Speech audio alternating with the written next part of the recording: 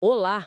Hoje vamos fazer uma análise focada num tema, assim, crucial para muitos profissionais: o seguro de responsabilidade civil na área da saúde. Uhum. Temos um artigo aqui que explora as vantagens, as desvantagens, né? Especialmente para médicos, dentistas. A ideia é entender os pontos principais que eles precisam pensar. Vamos lá? Desvendar isso? Exato. E o ponto de partida que o material já traz é um aumento bem expressivo no número de ações judiciais, sabe? Movidas por pacientes. Nossa! E é importante notar que, mesmo sem erro comprovado, não precisa ter havido erro. O simples fato de um processo começar, bom, já exige contratar advogado Claro. e, frequentemente, uma perícia técnica, né? Aquela avaliação mais a fundo. Porque esses casos não costumam ir para os juizados especiais pela complexidade. Ah, entendi. Já começa com um custo e uma preocupação grande, então. Exatamente. Isso gera custos e bastante preocupação. E o artigo menciona o custo do seguro em si, que pode ser alto, né?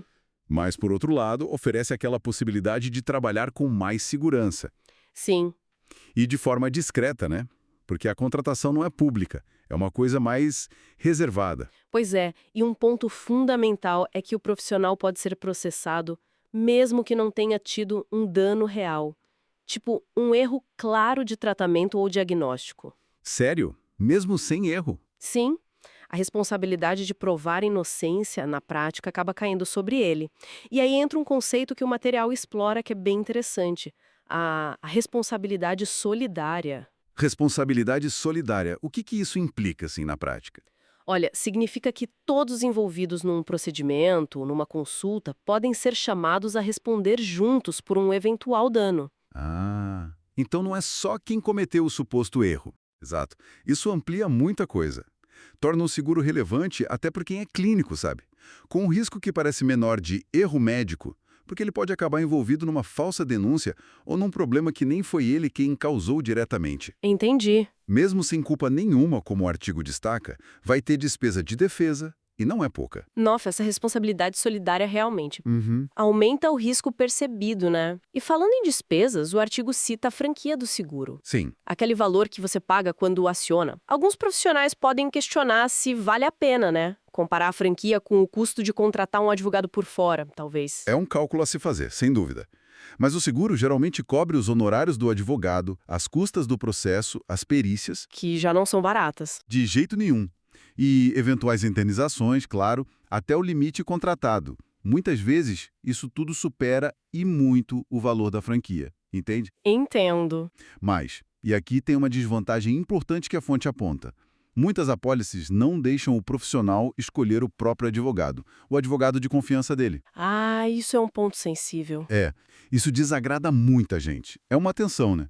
Você quer a segurança, mas abre mão desse controle. É, faz sentido, uma faca de dois gumes aí. Mas, por outro lado, o artigo também lista vantagens bem claras, né? Sim, sim. A segurança no trabalho, claro.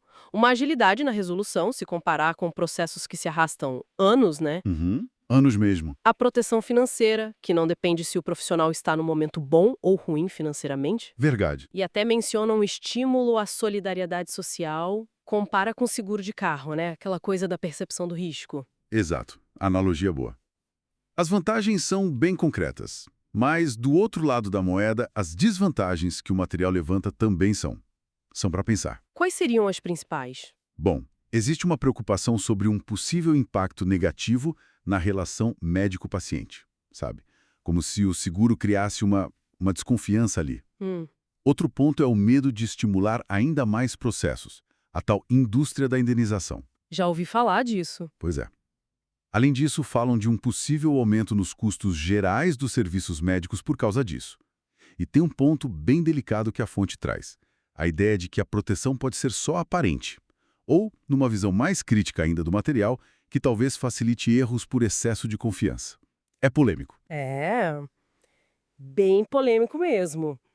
Então, o que a gente tira disso tudo? Parece que é um equilíbrio muito, muito delicado. Sem dúvida. De um lado, o seguro dá aquela tranquilidade, né? Proteção financeira contra custos que podem ser altíssimos, mesmo se a acusação não tiver fundamento, Uhum, por causa de toda a estrutura de defesa. uhum. Mas do outro lado, tem o custo do seguro, a franquia, essa limitação na escolha do advogado, que pode pesar bastante. Exato.